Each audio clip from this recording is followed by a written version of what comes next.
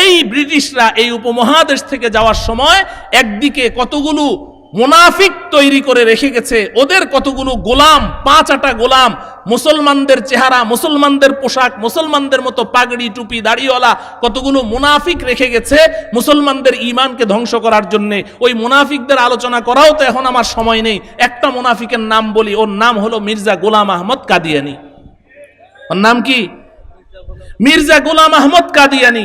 বলেন তো দেখি, মির্জা গোলাম আহমদ কাদিয়ানি কি দাবি করেছিল? নবী দাবি করেছে। ওকে নবী কে বানিয়েছে? আল্লাহ বানিয়েছে। কে বানিয়েছে?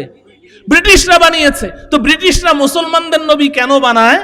মুসলমানদের ঈমানি শক্তি বাড়ানোর জন্য, নাকি ঈমানের 12টা বাজানোর জন্য? ঈমানের 12টা বাজানোর জন্য। মির্জা গোলাম আহমদ কাদিয়ানিকে তারা নবী বানিয়ে দিয়ে গেছে। আমাদের নবীর পরে আর কোন নবী আছে? তাইলে ও নবী হইল কেমনে? এই ব্রিটিশরা নবী বানাইলো। নবী বানানোর পরে মাশাআল্লাহ পয়সা ছিটাইলেই তো ঈমান বিক্রি করে দেয়, এমন কিছু নামধারী দুর্বল ঈমানদার দুনিয়াতে আছে না নাই? আছে। ওর উম্মত জুটে গেছে, এখন সে নবী, তার উম্মতেরও অভাব নাই। আর নবীজি তো ভবিষ্যৎবাণী করেই গেছেন। নবীজি বলেন, লা তাকুমুস সাআ হাত্তা ইউবআসা ফিল আরদি 30 দাজ্জালুন কাযাবুন কুল্লুহুম ইয়াজআমু আন্নাহু নাবিয়্যুন ওয়া আনা খাতামুন নাবিয়্যিন লা নাবিয়্যা বাদি। নবীজি বলে গেছেন, এ আমার উম্মতেরা শুনো, আমি দুনিয়া থেকে চলে যাওয়ার পরে ততদিন কিয়ামত হবে না যতদিন না 30 জন মিথ্যুকের আবির্ভাব ঘটবে। যুগে যুগে 30 জন মিথ্যুকের আবির্ভাব ঘটবে। এরা দাজ্জাল, এরা কাজ্জাব, এরা মিথ্যাবাদী, প্রত্যেকেই নিজেকে নবী বলে দাবি করবে। আমি সর্বশেষ নবী, আমার পরে আর কোনো নবী আসবে না। নবী দাবি করলো। উম্মতেরা এবার বলে যে, নবী সাহেব, তো নবীদের কাছে না ওহী আসে, আপনার কাছে কোনো ওহী টহি আসে না, আমাদেরকে তো ওহী শুনান না। তো এখন বলে যে, ও আচ্ছা ঠিক আছে, দেখি আজকে আল্লাহর সাথে যোগাযোগ করে দেখি। রাতের বেলা ও গেছে ওর খোদাদের সাথে যোগাযোগ করতে। মির্জা গোলাম আহমদ কাদিয়ানির খোদা কারা বলেন না? গিয়ে বলে যে, আমাকে যে নবী বানাইলেন ওহী কোথায়? ধরা তো খেয়ে গেলাম। নো প্রবলেম, দাঁড়াও দিচ্ছি। পরের দিন এসে বলে যে, তোমাদের দরখাস্তের ভিত্তিতে আমি আল্লাহর কাছে আবেদন করেছি, আল্লাহ পাক গতকালকে প্রথম আমার উপরে আয়াতটা নাজেল করেছে, তো তবে আয়াতটা ইংরেজিতে এসেছে। ওর কাছে ওহী কি আসে?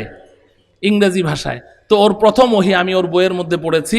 ওর কাছে প্রথম ওহী এসছে, ও Mirza Ghulam Ahmad, though all man should be angry but Allah is with you, he shall help you, word of God can not exchange. নাউজুবিল্লাহ পড়বেন না? এটা হলো ওর কাছে বলে প্রথম ওহী। Though all man should be angry, পৃথিবীর সব মানুষ যদি তোমার বিপক্ষেও চলে যায়, but Allah is with you, আল্লাহ তোমার সাথে আছে। He shall help you, word of God can not exchange, আল্লাহ সাহায্য করবে, তো আল্লাহর কথা পরিবর্তন হয় না।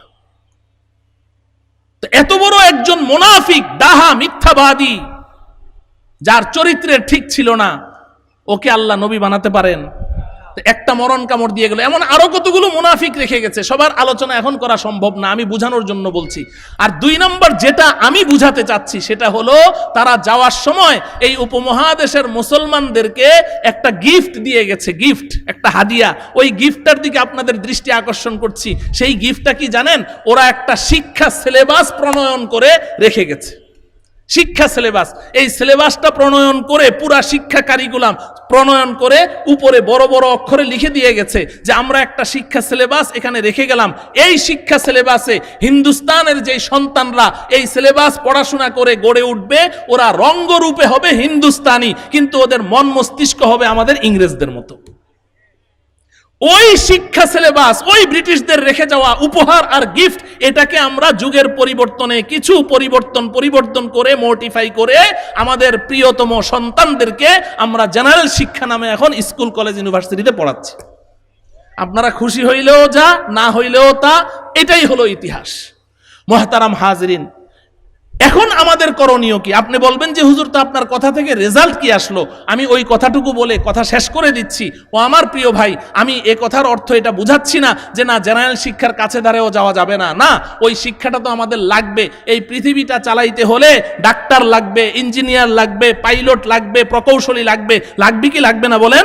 বড় বড় কৃষিবিদ লাগবে।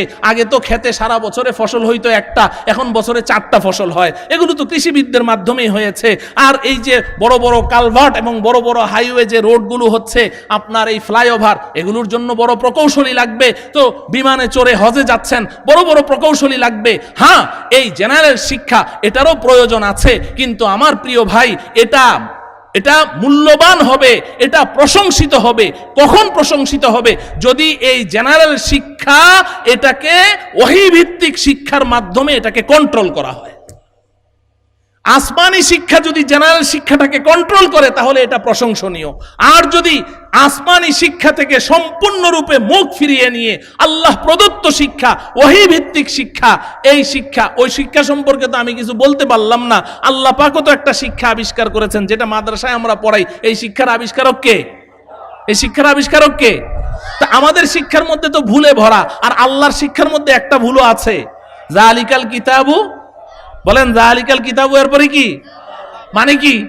সামান্য মাত্র ভুলের কোনো অবকাশ নেই, কোনো সম্ভাবনাই নেই। এই পর্যন্ত কেউ ভুল বের করতে পেরেছে? চেষ্টা করে নাই? কম চেষ্টা করেছে? অনেক চেষ্টা করেছে। আবু জাহেল অনেক চেষ্টা করেছে। ওই যুগের বড় বড় পণ্ডিত, আরবি সাহিত্যিক এবং বড় বড় কবিদেরকে নিয়ে অনেক চেষ্টা করেছে। আল্লাহ যখন চ্যালেঞ্জ করলেন, ওয়া ইন কুনতুম ফি রাইবিম মিম্মা নাযালনা আলা আবদিনা ফাতু বিসূরাতিম মিন মিসলি, যদি সন্দেহ থাকে তাহলে একেবারে ছোট্ট একটা সূরা বানিয়ে দেখাও, আমার কোরআনের সবচেয়ে সর্বকনিষ্ঠ সূরাটার মতো একটা সূরা বানিয়ে দেখাও। হাজারো চেষ্টা করে বানাতে পেরেছে কি? বানাতে পারে নাই। ইন্না আতাইনাটা নিয়ে বসেছিল ওরা। তাফসীরের কিতাবে আছে, ইন্না আতাইনাকাল কাউসার ফাসাল্লি লিরাব্বিকা ওয়ানহার ইন্না শানিআকা হুয়াল আবতার, এই সূরাটার মতো একটা সূরা বানাবে। বসেছে সব কবি সাহিত্যিকরা। বসার পরে এখন দুই দল হয়ে গেছে, ঝগড়া। একদল কয় এই সূরাটা এটা একটা পদ্য, কবিতা। বলে পদ্য কেন? কারণ পদ্যের প্রত্যেক লাইনের শেষে মিল থাকে কিনা? কবিতার লাইনের শেষে মিল থাকে না? হ্যাঁ, হাট্টি মাটিম টিম, তারা মাঠে পারে ডিম, তাদের মাথায় দুটি শিং, তারা হাট্টি মাটিম টিম, কি শেষে টিম ডিম, মিল আছে না নাই? তো এখন ইন্না আতাইনাকাল কাউসার ফাসাল্লি লিরাব্বিকা ওয়ানহার ইন্না শানিআকা হুয়াল আবতার, তো কাউসার, ওয়ানহার, আবতার, শেষে মিল আছে না নাই?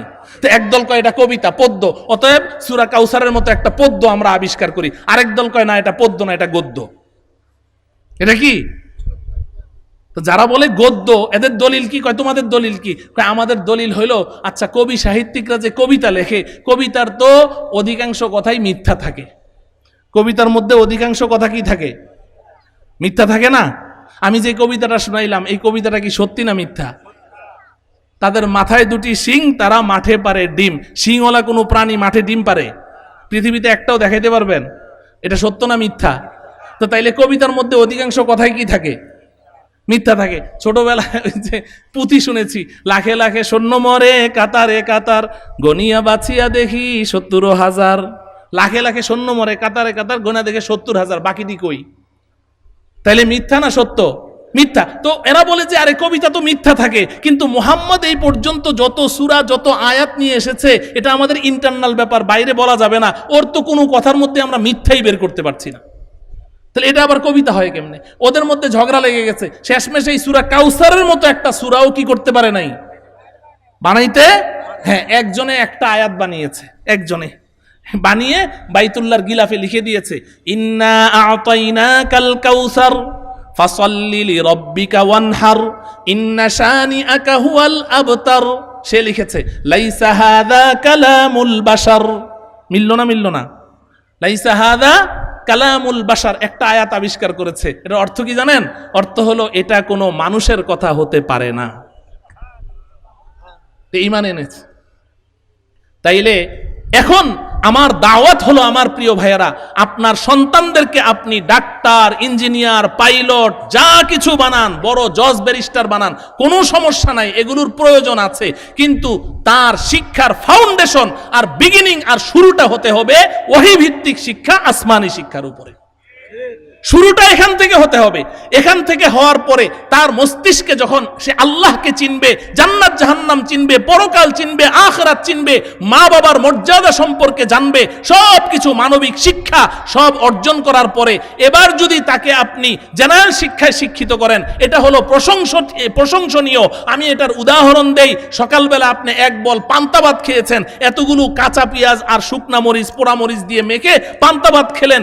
বিকেলবেলা আপনি সারাদিন যত কোরমা পোলাও আর বিরিয়ানি আর ফাস্টফুড খান, বিকেলবেলা ঢেকুর দেন, মুখ দিয়ে কিসের গন্ধ বের হবে? পেঁয়াজের গন্ধ বের হবে কি হবে না?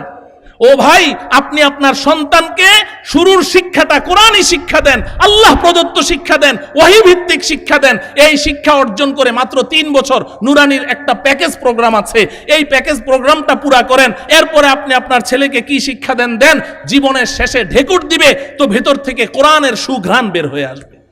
এই সন্তান কোনোদিন নাস্তিক হবে না, কোনোদিন আল্লাহকে গালি দিবে না। এই সন্তান যত বড়ই হোক আর আপনি যত মূর্খ হন আর যাই হন, এই সন্তান আপনার শেষ জীবনে কখনো আপনাকে বৃদ্ধাশ্রমে পাঠাবে না। আমি বৃদ্ধাশ্রমে গিয়ে দেখে এসেছি, আমি চাপাবাজি করছি না, আপনি যান দেখে আসেন। বৃদ্ধাশ্রমে কোনো হাফেজে কোরআনের মা বাবাকে আপনি আবিষ্কার করতে পারবেন না, বৃদ্ধাশ্রমে কোনো আলেমের মা বাবাকে পাবেন না, কোনো ইমাম খতিব তো দূরের কথা, মসজিদের নগণ্য খাদেম মাত্র 5-6 হাজার 10 হাজার টাকা বেতন দিলে সভাপতির ঘুম হারাম হয়ে যায়, ওই খাদেমের মা বাবাকেও বৃদ্ধাশ্রমে আপনি পাবেন না। যে দেখেন বড় বড় আর্মি অফিসার, ব্রিগেডিয়ার, জজ, ব্যারিস্টার, বড় বড় ডাক্তার, পাইলট, ইঞ্জিনিয়ার, তাদের মা বাবারা বৃদ্ধাশ্রমে চোখের পানি দিয়ে চোখ ঘা করে ফেলছে। যে দেখে আসেন। এজন্য আমার প্রিয় ভাই, এই ভুলটা করবেন না। সন্তানদের প্রাথমিক শিক্ষাটা দ্বীনি শিক্ষা দিয়ে দেন, ওহী ভিত্তিক শিক্ষা দিয়ে দেন। এরপরে আপনি ভবিষ্যতে জেনারেল শিক্ষায় শিক্ষিত করেন, এটা প্রশংসিত হবে। আল্লাহ রব্বুল আলামিন আমাদেরকে এই কথাগুলো বুঝে আমাদের ভবিষ্যৎ কর্মপন্থা নির্ধারণ করার তৌফিক দান করুন।